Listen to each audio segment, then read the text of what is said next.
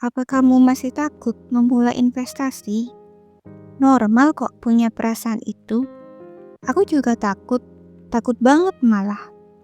Tetapi ketakutan itu harus dilawan, dan aku melawannya dengan berbagai cara. Hai teman-teman, salam kenal, aku Ara, guru ASN yang berjuang menuju financial freedom. Kali ini sambil menggambar, aku mau bercerita caranya aku melawan ketakutan untuk memulai investasi.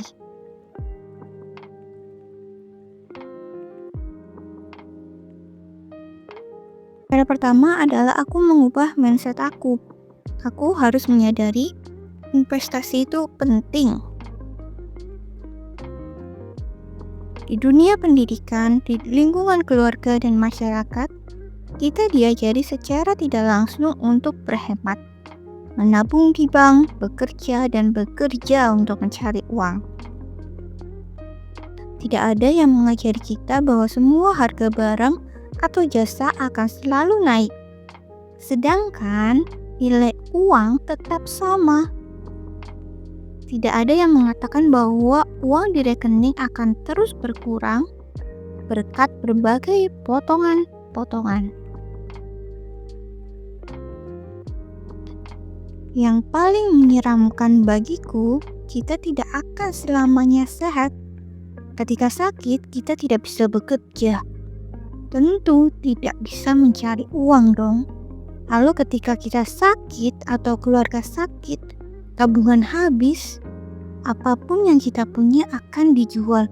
Atau akhirnya kita terpaksa berutang.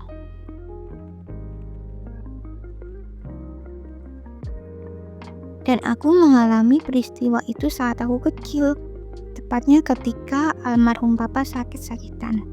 Dan kejadian itu meninggalkan trauma yang dalam sampai sekarang. Aku tidak mau merasakannya lagi. Aku harus punya cara agar hal itu tidak terjadi lagi.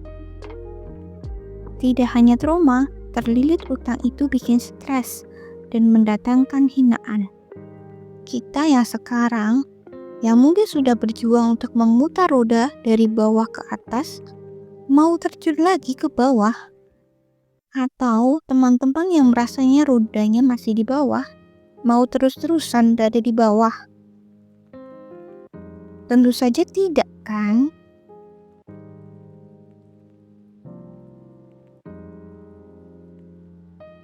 Jadi langkah pertama sebelum kita investasi adalah melawan ketakutan memulai investasi dengan rasa ketakutanmu itu. Ketakutan itu harus dilawan dengan cara memulai. Cara kedua, memilih investasi paling aman untuk memulai. Biar takut itu sedikit berkurang, mulailah dengan mencari investasi yang paling aman. Awalnya, aku memulai investasi dengan ikut-ikutan trading di salah satu kenalanku. Aku cuma ngikut aja tanpa belajar apa-apa. Ternyata, trading yang aku ikuti termasuk investasi bodong. Lumayan uangnya yang hilang di tabunganku. Tapi anehnya, aku nggak kapok karena kesalahan itu. Aku malah tertarik dengan investasi dan mulai belajar agar tidak kena tipu lagi. Aku belajar dari berbagai channel YouTube dan buku-buku. Tentu, saat itu aku belum berani investasi saham. Jadi aku mencari-cari investasi yang paling aman dan tidak rugi.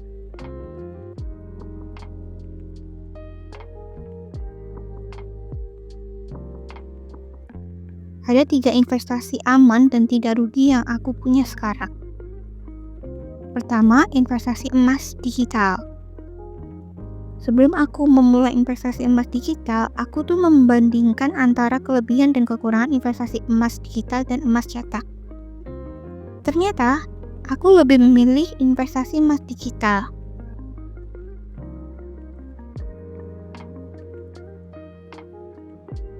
Alasannya simpel. Karena kalau emas cetak takut hilang. Kaos kaki aku aja sering hilang satu, gimana kalau emasnya yang hilang gitu.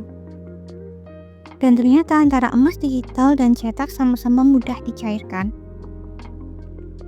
Untuk pengalaman lengkap tentang investasi emas akan aku ulas lengkap di video selanjutnya ya. Sedangkan untuk cara membuat buku tabungan emas digital di Pegadaian sudah pernah aku buat. Nanti linknya aku taruh di deskripsi video ini ya. Yang kedua adalah reksadana pasar uang. Masih mau berada di zona aman, gak mau rugi atau ngambil resiko? Aku mulai dengan yang nyerempet investasi saham, yaitu reksadana pasar uang.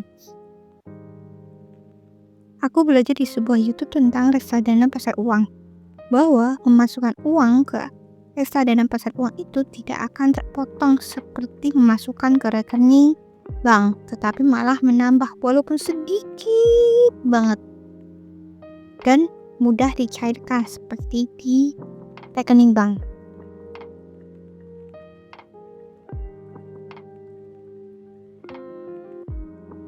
Jadi bisa dibilang cocok banget untuk menyimpan dana darurat. Sampai sekarang aku masih menyimpan uang di reksadana pasar uang.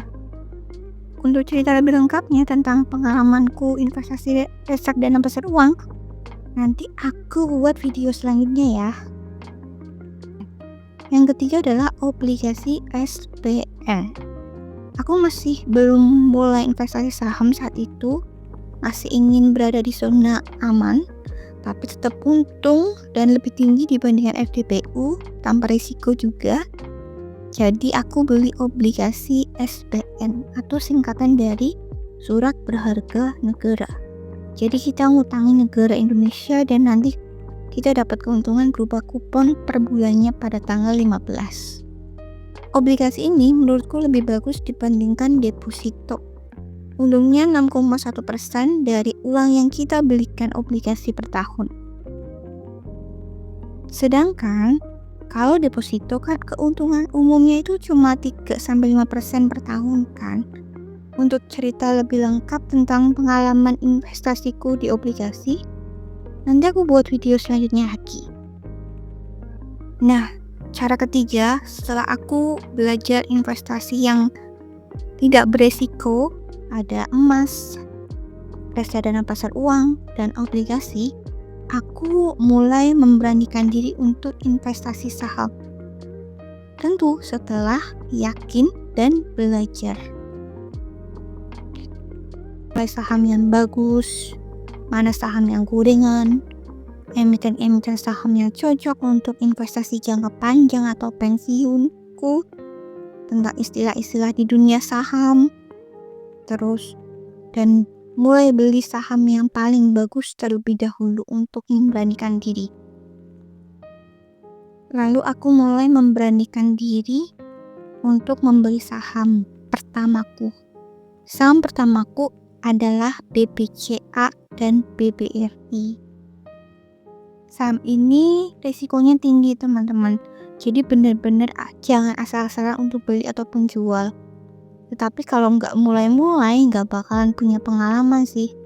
Saham ini aku gunakan untuk mendapat keuntungan jual dan dividen juga. Ininya saham ini jadi passive income dan dana pensiun aku deh. Jadi teman-teman, itulah langkah aku untuk memulai investasi saham. Yang pertama adalah harus menyadari investasi itu penting. Yang kedua, memilih investasi paling aman untuk memulai dan tidak beresiko agar tidak takut lagi. Yang ketiga, mulailah investasi saham, tetapi harus belajar dulu. Itu cerita pengalaman aku untuk beraniin memulai investasi. Semoga teman-teman juga mulai berani investasi agar keuangan kita menjadi lebih baik lagi ke depannya.